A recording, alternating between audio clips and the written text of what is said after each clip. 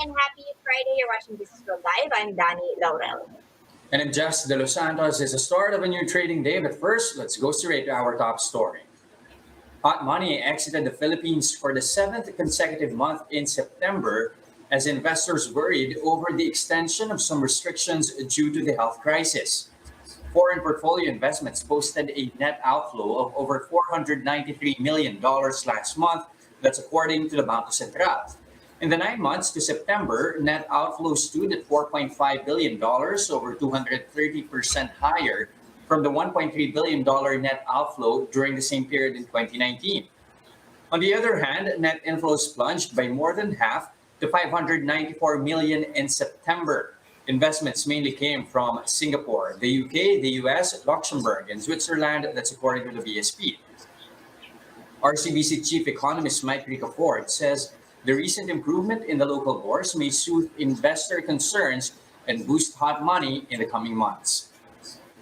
Asian Institute of Management economist John Paulo Rivera says the signs of recovery in the domestic market are not yet consistent, not yet clear, to push investors to invest in the long term.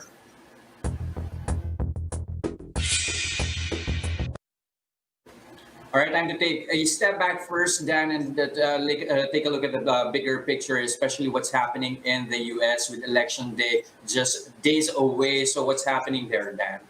Exactly. So, this is still related to the banner in terms of hot money, just because a lot of investors are saying that because there's a rotation in terms of US and developed market stocks, that might also be causing a flee when it comes to, foreigners investing in emerging markets. But you can see on my terminal here how it's actually been not a bad picture for the Wall Street indices over in the US. You've actually got the NASDAQ up by 1.6%. This is after these tech shares had actually fallen on the back of earnings. You've got a string of reports, for example, from Amazon, Facebook, Google, which is of course Alphabet, and Apple. And the S&P 500 had actually earlier bounced back after it saw its biggest rout in 4 months. Now, recall yesterday, we were really taking a look at those shares because we had seen the COVID-19 cases just, shooting up across the rest of the world. Uncertainty, as you mentioned, remaining still very elevated, heading into next week's U.S. elections.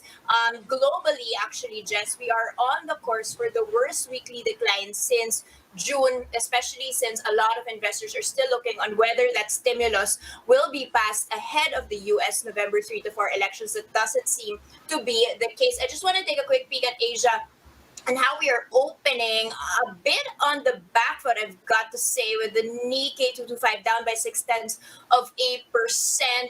You've got as well Taiwan and South Korea opening on the back foot. So not a pretty picture. Let's see whether our local index is continuing those declines that we've been seeing for the past 2 or 3 days. It seems to be the case. We're now at 6,200 levels, Jess. After having all of that hope na sana we were going to be at 6,500 na, apparently not the case. A lot of pullback here. We're opening down by 0.6% in just the first 5 minutes of trade. Recall that yesterday we had actually fallen by the most in 12 weeks na. The main ones dragging the index were really the banks and property sectors. You had a lot of reports from property analysts, specifically Colliers and Savills, the past couple of days, talking about the vacancies reaching Asian financial crisis levels. We'll have more on that later on in the headlines. But just to say that we had already a 3.7% losing streak in just the past 3 days of trade. So hasn't really been a good week, especially since you compare that to last week's rally. It was definitely not the same. Now, I just want to take a quick step back and see whether those sold off stocks are actually making a comeback in this morning's open. Does not seem to be the case. You've actually got different stocks pulling the weight here. You've got JG Summit up by 2.3%, AEV. So a lot of the holding firms, not necessarily the properties or banks here. And you've still got Metro Bank, the worst performer, and that's down by 2.9%. And Jess, we're still on the topic of earnings here. Let's kick off with Robinson's Retail. So a lot of eyes on how, commerce is going, retail is going. There's a lot of shift towards e-commerce. How have they been doing? Well, you're going to be seeing on my screens here that they suffered a 30% drop in third quarter profit, that's to the tune of 750 million pesos. And what they said was that, that those 2 weeks in August wherein we reverted diba, to a stricter lockdown, that's really what hampered sales because they had actually been positioning na for a new normal tapos nag-lockdown ulit. That's basically what they're Mm-hmm. saying. And that brings, even the third quarter net sales is down by 11%, and that drags down the rest of the 9 month net income to minus 14% of a contraction from the year prior. So that's at 2.4 billion pesos. The sales in all of the existing stores actually dropped by 6.4%. But the bright spot here, Jess, is that supermarket. So this is RH. I recall that they had also bought Rustan supermarket recently and have several drugstores. Diba? They've also bought Rose Pharmacy. So you've actually got supermarkets growing 11.5% in the third quarter, drugstore sales up by 3.5%. And this is what their chief executive officer, Robina Gokongwei is saying, giving them optimism that the worst may have already passed for RRHI. Nevertheless, opening in the red, down by 0.5% to just over 64 pesos. Now, another one I want to be reporting on in terms of earnings is IMI. Now, this is a very, very interesting stock to be looking at because they have such big swings in terms of profit and losses. In fact, in the third quarter, they've swung to a $9 million net income. This is, of course, Ayala led. And this is versus, very interestingly, a loss that we had seen in the third quarter of 2019. So it seems to be the only company that, was losing last year and then now is actually going back on track. So that's on the back of improving demand and the revenues in the third quarter up by 3%. So which sectors are actually pulling up IMI, improving demand in automotive and industrial sector, but also Mm-hmm. recall that Jess, they had pivoted towards the medical industry, and that also saw a growth. In fact, quarter on quarter, so third quarter versus second quarter, you actually saw the revenues growing by 42%. So in the same period, actually first 9 months, not a bad showing there. You've actually got still at a net loss, but much better than what they were seeing in 2019. Nevertheless, IMI still sliding with the rest of our markets here. That's down by 1.2% to 6 pesos and 70 centavos, Jess. All right, that adoption for IMI at least seems to be boding well for them. But then the tone in earnings is optimistic. Players, one in particular, is so optimistic they refuse to be called the third telco player. Tell us more about Oo these nga. ambitions. Okay, so dito Telecom's like, I don't want to be the third telco player. That's exactly their line. They're like, if we want to be the first, diba? Which kind of makes sense also if you're also trying to be in the field with the bigger boys. So let's kick off Mhm. with some news there on what they've built so far. They've so far built more than 1,500 towers.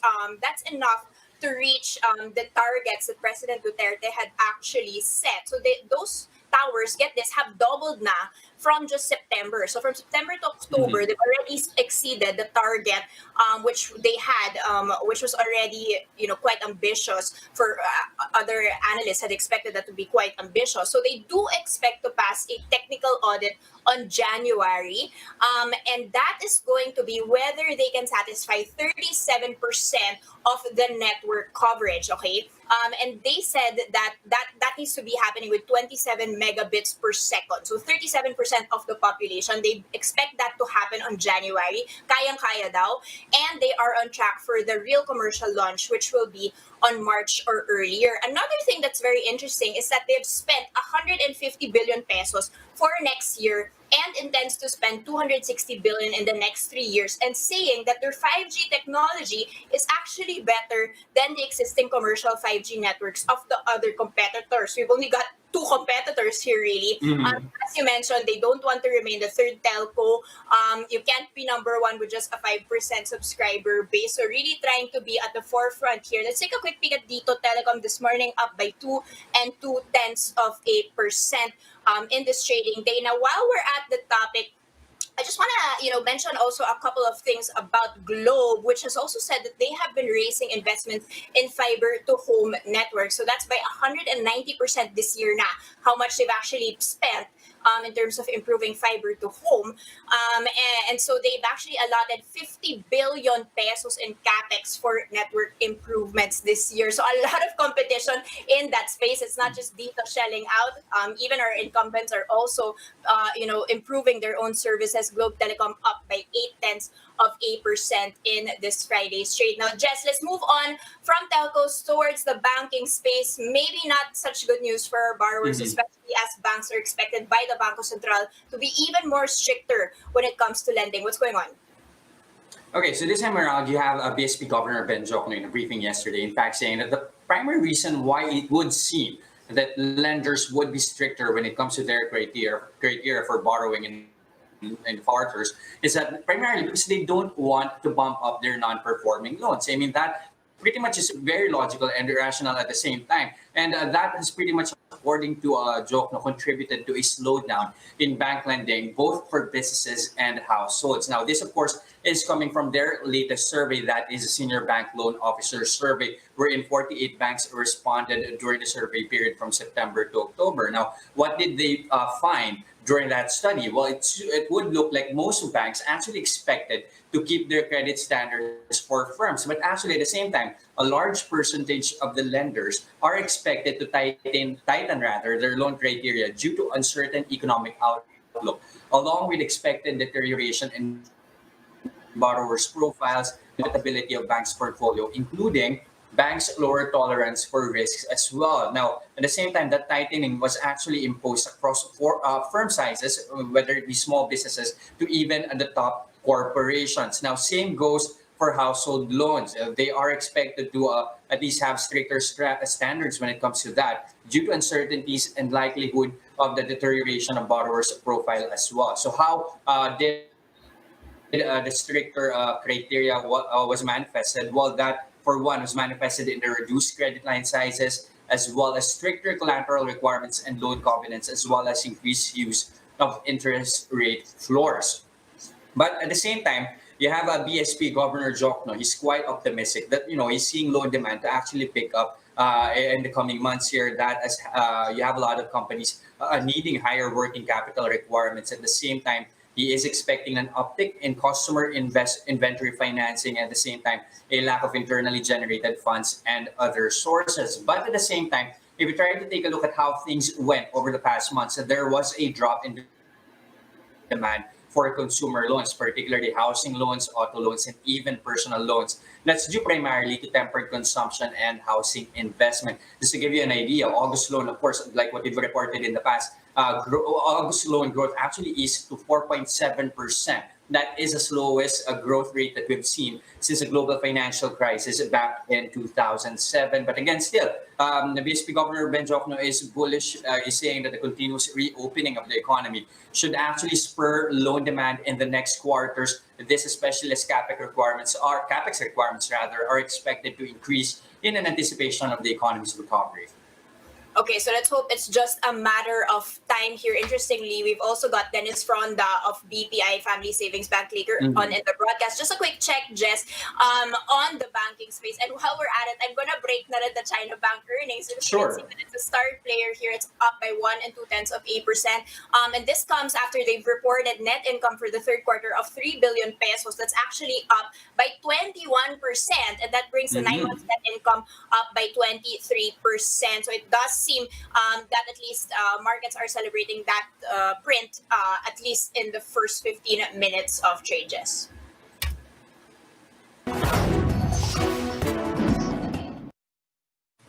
Now, here are other headlines we're keeping our eyes on.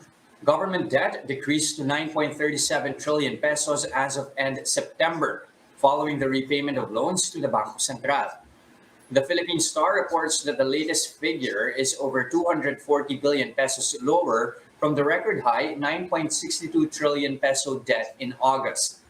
According to the Bureau of Treasury, the bulk of debt pile as of end September came from domestic lenders. Gross domestic borrowings in the first 9 months amounted to 2.6 trillion pesos.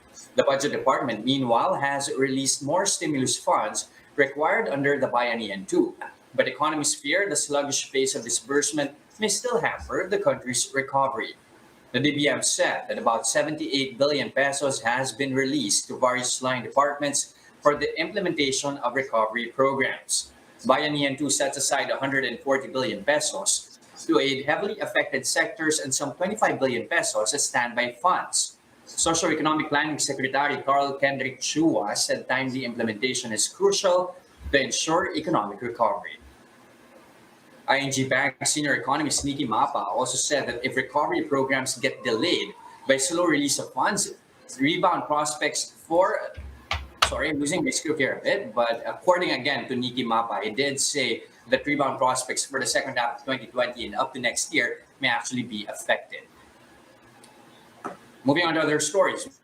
Mall operators approaching the highest vacancy rates in retail leasing since the Asian financial crisis. In a virtual briefing, Colliers reports that the country's retail segment can expect vacancy rates to peak by year end and to continue declining until next year. Vacancies in Metro Manila retail grew to 12.5% in the third quarter and is seen to hit 14% by year end. This is the highest vacancy level in Metro Manila retail leasing since the 14% posted during the Asian financial crisis in 1999, which eventually rose to 19% in 2001.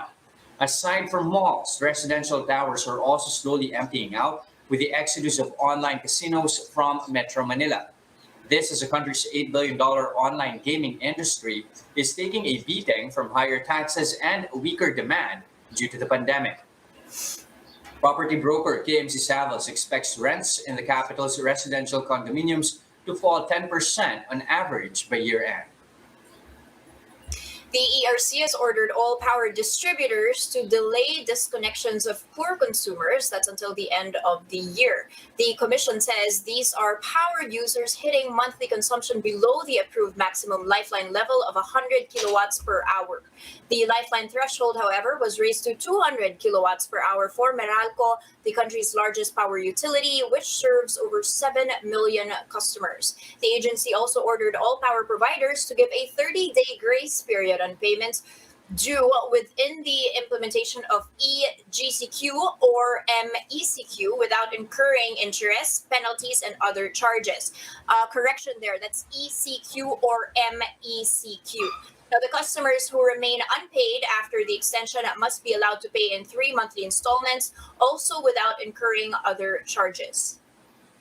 The regulator noted, though, that government agencies are not covered by these grace period and installment arrangements.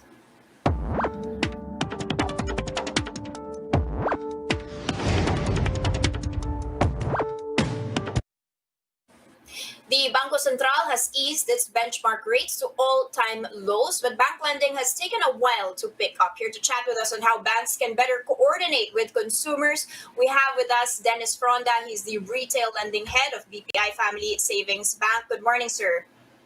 Good morning, sir. Sir Dennis, I just want to kick off on the general situation here. Please tell us what's going on, perhaps, in your own bank, but also just in the general banking industry. More people are needing loans, particularly in this period, but banks remain very, very cautious on Hi, the good morning, Danie. Good morning, Jess. Hi, sir. Yes, I think All we right. lost Good morning, you sir. for a while there.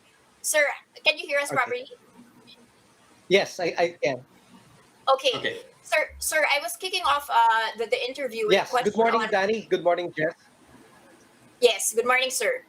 On a general situation of the loans, there are more people needing loans, but banks are very cautious on the non-performing loans and seem to be much more stringent when it comes to, regulating the giving out of these loans. Tell us what's going on. Is there a pickup? Is it much more difficult to be getting loans in this period?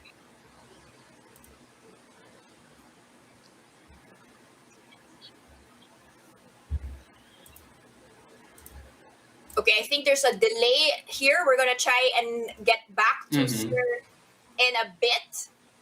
I'm just waiting on my producers here. Yeah, Okay, go All ahead, right. I sir. think sir can hear us. Go ahead, sir. yeah, Danie. Yeah, very true. There was actually during the ECQ and MECQ periods a slowdown in lending activities, but this has since improved when ECQ was eased in the Metro Manila and almost every city in the country. This was also improved when we've been seeing easing of travel restrictions all across the country.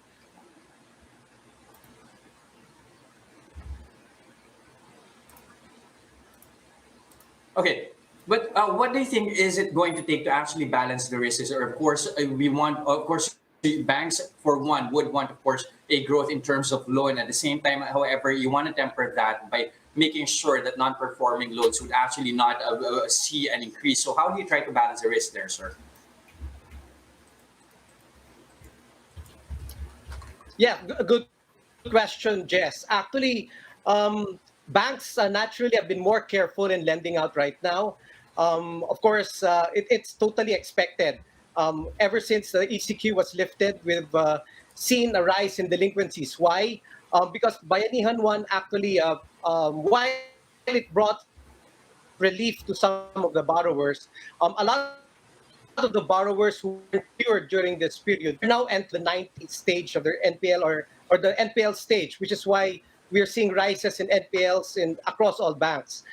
Despite that, though, some industries continue to operate already, and we in the banks continue to assess borrowers according to their current situations. We in BPI Family Bank, Jess and Danny, are very much cognizant of these uncertainties, which is why we thought of coming up with a new loan variant, which we call Step Mhm. Up Pay Plan. It's a plan that provides consumer borrowers with an ideal way to still be able to achieve their own dreams of having their own homes or their car in a lighter and more manageable way. The Step Up Pay Plan is the first and only loan solutions in the Philippines that enables borrowers to plan and control how much they pay every year. We call it Step Up because your yearly payments goes up or steps up gradually. Sir, can you give us more details about this? I mean, how much can a person borrow? What's the minimum loan amount? And how much do we actually need to put in terms of down payment? And what can these loans be used for? Are these for just, for Mhm. big purchases? Can this be for daily consumption needs as well? Yes. Our current Step Up Pay Plan is available for acquisition of either a home or an auto loan. Our minimum loan amount is 400,000. For a home loan, you could borrow a loan for as long as 10 or even 15 years. For an auto loan, it's a maximum of 5 years. Our Step Up Pay Plan is available for a fixed, yeah, our housing loan step-up pay plan is available for rate fixings of 3, 5, or 10 years. So for auto loans naman, it's available for a 5-year fixed rate. Okay, sir, how hopeful are you that programs like this or Step Up Plan would actually help boost loan growth, especially when it comes to BPI here? You have, of course, BSP Governor Ben Jokno saying, that he is optimistic that in the coming quarters or even in the coming months, we would actually see loan demand picking up, primarily because the economy is also slowly, gradually reopening. Is this something that you are subscribing to as well over in BPI, especially given your Step Up Plan? Yes, Jess, actually similar to our step-up pay plan, we've seen a gradual step up in consumer demands for both auto and housing loans. For Mhm. September, for example, there was a huge increase in auto loan purchases from the which the auto industry reported. For home loans, ever since the ECQ was lifted, there has been gradual demand for housing loans, and this is evident by the continuous turnovers of our developers for units that have been scheduled for delivery this year.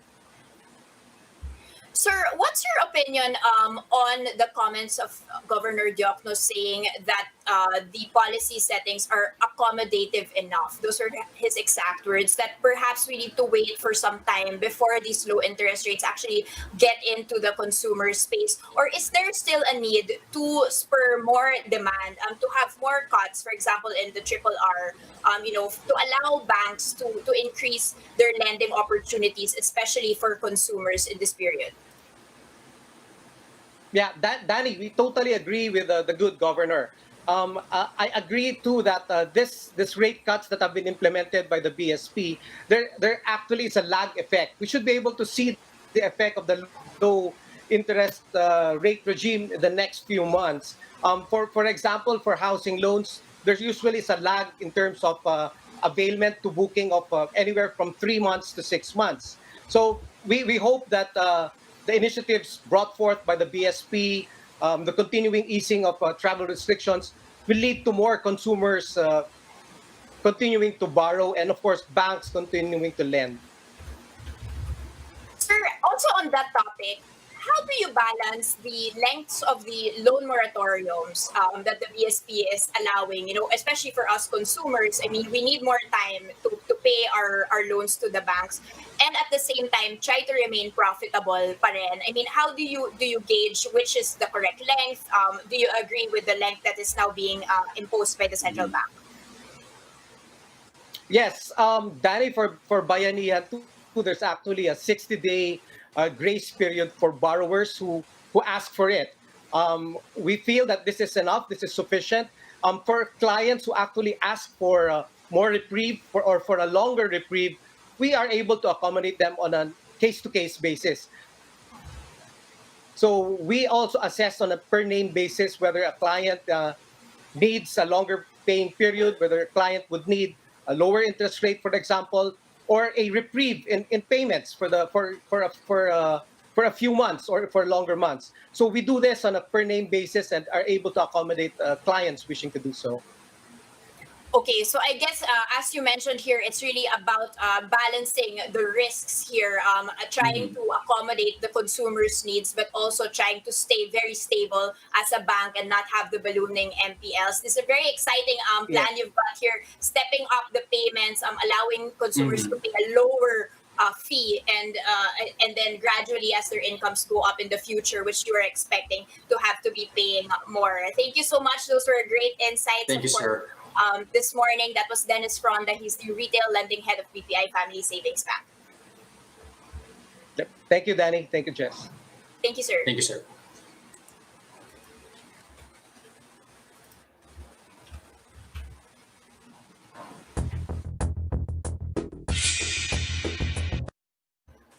Okay, I guess we have some time for a quick market hit. A very quick one, at least. I know, very, very quick one. Let's kick off with Cemex just because I still have some earnings that we need to go through before the holidays here. Cemex 9 month net income, 758 million pesos for the first 9 months of the year. That's down 13%.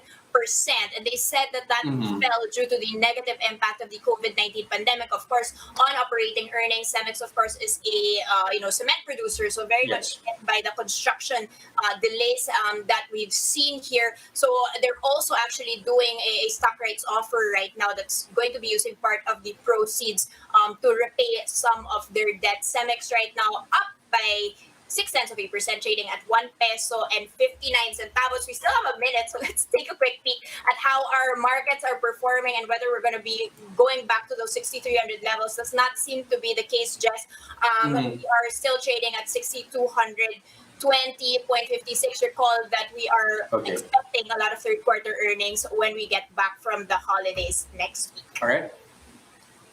And that's the first look into the business day. Today's October 30, Friday. I'm Danie Laurel. Catch us again Monday 8 a.m. I'm Jess Delos Santos. We are One News. Have a great weekend. Happy weekend.